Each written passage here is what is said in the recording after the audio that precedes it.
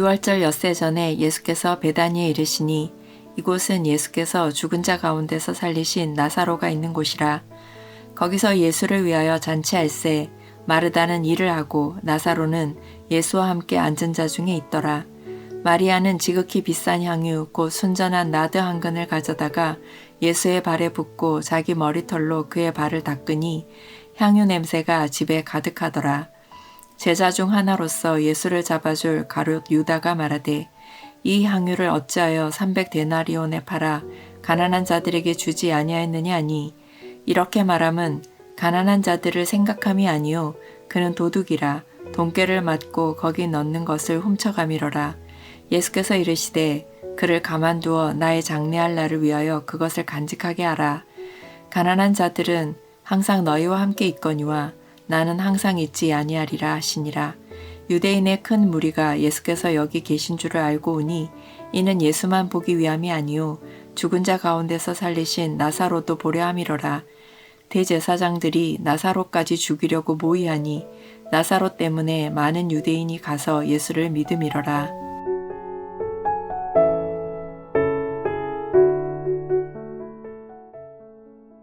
오늘 본문인 요한복음 12장에 들어서면 마음이 참으로 숙연해집니다.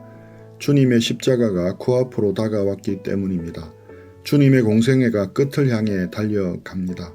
골고다 언덕이 저 멀리 보입니다. 세상은 주님을 죽이려고 혈안이 되어 있습니다. 종교 지도자들은 이미 사형 판결을 내렸습니다. 살기가 등등합니다. 숨막히는 긴장감이 흐릅니다. 그런데 오늘 본문은 아주 따뜻한 장면으로 시작합니다. 베다니의 한 작은 집입니다. 그곳에서 잔치가 열렸습니다. 죽음의 위협이 가득한 세상과는 너무나도 대조됩니다. 평화롭고 따뜻합니다. 주님을 향한 사랑이 넘쳐 흐릅니다. 이곳은 나사로의 집입니다. 주님께서 죽은 자 가운데 살려내신 그 바로 나사로입니다. 유월절 엿새 전이었습니다. 유월절 어린 양으로 죽으실 주님의 시간이 카운트다운에 들어간 것입니다. 구속사의 시계가 긴박하게 돌아갑니다. 이 잔치 자리를 가만히 들여다 보십시오. 참으로 감동적입니다. 마르다는 여전히 일을 합니다. 그녀는 부지런히 식탁을 시중듭니다. 우리는 종종 마르다를 일만 하는 사람으로 오해합니다. 그렇지 않습니다. 마르다의 섬김은 참으로 귀합니다. 주님을 향한 그녀만의 사랑 표현입니다. 묵묵히 땀을 흘려 주님을 대접합니다. 나사로는 주님과 함께 식탁에 앉아 있습니다. 상상해 보십시오. 불과 얼마 전까지 무덤에 있던 자입니다. 수의를 입고 냄새나던 시체였습니다. 그가 살아서 밥을 먹습니다. 부활의 산정인입니다. 나사로의 존재 자체가 기적입니다. 나사로가 거기 앉아있는 것만으로도 무언의 설교가 됩니다. 주님은 생명이십니다. 주님은 부활이십니다. 그것을 온몸으로 증명하고 있습니다. 바로 그때 마리아가 등장합니다. 그녀의 손에 무언가가 들려 있습니다. 지극히 비싼 향유입니다. 순전한 나드 한 리터라입니다. 오늘날 무게로 치면 약 327g 정도가 됩니다. 아주 작은 병입니다. 그런데 그 가치가 엄청납니다. 300데나리온입니다. 당시 건장한 노동자가 1년을 꼬박 일해야 모을 수 있는 큰 돈입니다. 오늘날 화폐 가치로 수천만 원에 달합니다. 평범한 가정에서는 상상도 할 수 없는 보물입니다. 여인들이 결혼을 위해 평생을 모은 전 재산과도 같습니다. 그녀의 인생이 담긴 물건입니다. 마리아가 그 비싼 향유를 가져와 예수님의 발에 붓습니다. 머리가 아닙니다. 발입니다. 당시 귀빈의 머리에 감람유를 바르는 관습은 있었습니다. 하지만 발에 붓는 것은 파격입니다. 가장 낮은 곳 먼지 묻은 더러운 발입니다. 마리아는 자신의 가장 귀한 것을 주님의 가장 낮은 곳에 부었습니다. 그것이 끝이 아닙니다. 자신의 머리털을 풉니다. 그리고 주님의 발을 닦습니다. 이 장면을 묵상하면 마음이 먹먹해집니다. 문화적 배경을 알면 이 행동의 의미가 얼마나 충격적인지 알 수 있습니다. 유대 사회에서 여인들이 남들 앞에서 머리를 푸는 것은 극도의 수치입니다. 창녀들이나 하는 짓으로 여겨졌습니다. 율법은 가늠한 여인을 벌할 때 머리를 풀게 했습니다. 정상적인 유대 여인이라면 절대 사람 앞에서 머리를 풀지 않습니다. 자존심의 문제입니다. 명예의 문제입니다. 하지만 마리아는 아랑곳하지 않습니다. 체면을 던졌습니다. 사람들의 시선은 안중에도 없습니다. 그녀의 눈에는 오직 예수님만 보입니다. 자신의 오라비를 살려주신 은혜입니다. 자신들을 사랑해 주신 그 큰 사랑입니다. 나아가 자신들의 죄를 짊어지실 구세주를 향한 경배입니다. 자신의 영광인 머리털로 주님의 더러운 발을 닦습니다. 이것이 복음을 경험한 자의 마땅한 반응입니다. 이것이 참된 예배입니다. 참된 신앙은 주님 앞에 철저히 자아를 깨뜨리는 것입니다. 나의 가장 귀한 것이 주님의 발만도 못하다는 것을 고백하는 것입니다. 그 순간 온 집에 향유 냄새가 가득했습니다. 아름다운 향기이고 생명의 향기이자 사랑의 향기입니다. 이 향기는 성전 가득한 하나님의 영광을 상징한다고 볼 수 있습니다. 그렇습니다. 마리아의 헌신은 그 작은 집을 영광스러운 성전으로 바꾸어 놓았습니다. 죽음의 악취가 진동하던 세상의 한복판에서 십자가를 향한 사랑의 향기가 폭발하듯 피어난 것입니다.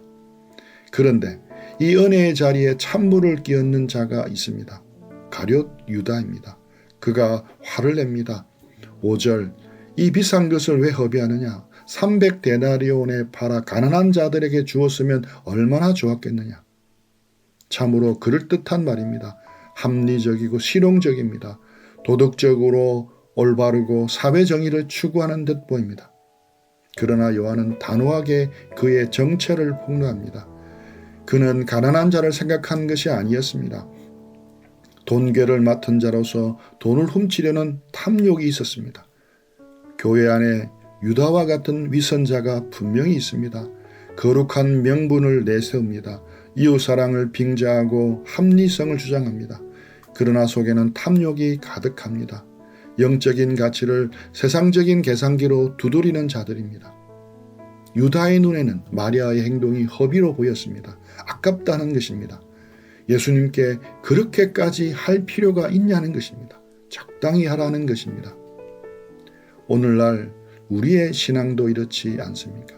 주님께 드리는 시간과 물질을 아까워합니다. 계산합니다. 이렇게까지 믿어야 하나? 이 돈이면 다른 걸 할 수 있을 텐데. 실용주의에 물든 신앙입니다. 십자가의 은혜를 싸구려로 전략시키는 태도입니다. 은혜를 모르면 계산하게 됩니다. 십자가의 사랑을 경험하지 못한 사람은 늘 손익을 따집니다. 유다의 비극은 그가 예수님 곁에 있었지만 십자가의 은혜를 전혀 몰랐다는 사실입니다.